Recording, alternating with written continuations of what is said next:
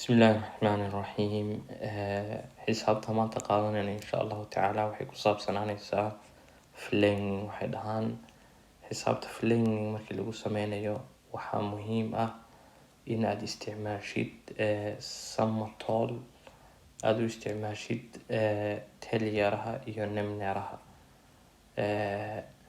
waxaa kaloo muhiim ah inaad isticmaashid markaad flaming sameynaysid multiplication ama ku dhufo.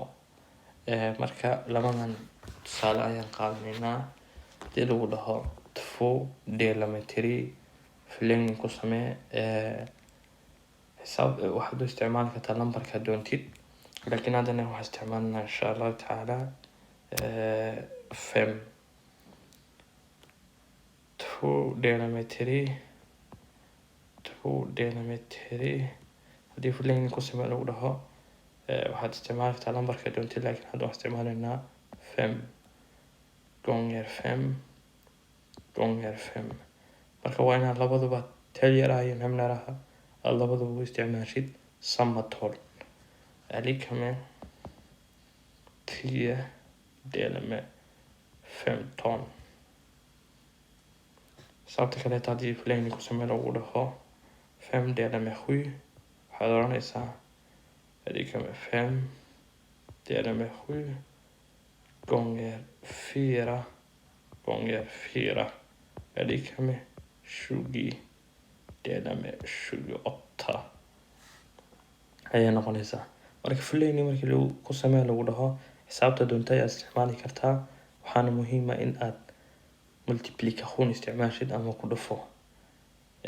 marka tusaale yaroo kataan qaadanaynaa 2 delametry iyo 10 dela med 15 waa isla meeshii isku xisaabun bay imaanaysaa. 2 delametry alika med 0,66 10 dela med 15 na waa 0,66.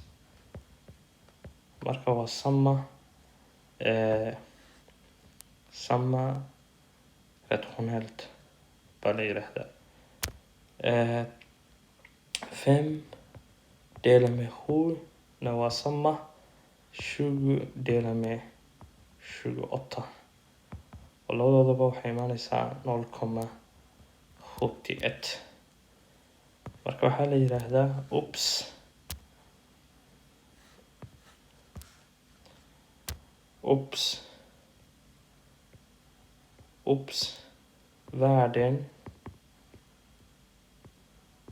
värdet av ett rationellt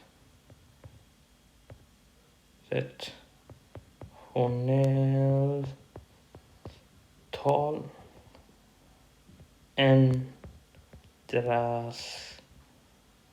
inte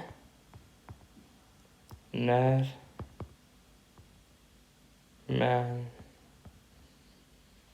multiplicerar eller delar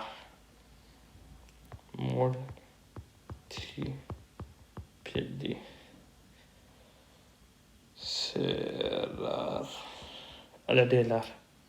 marka xisaabteena flaming maanta intaas ay ku saabsaneyd. wassalaamu calaykum waraxmatullaahi wabarakaatuh.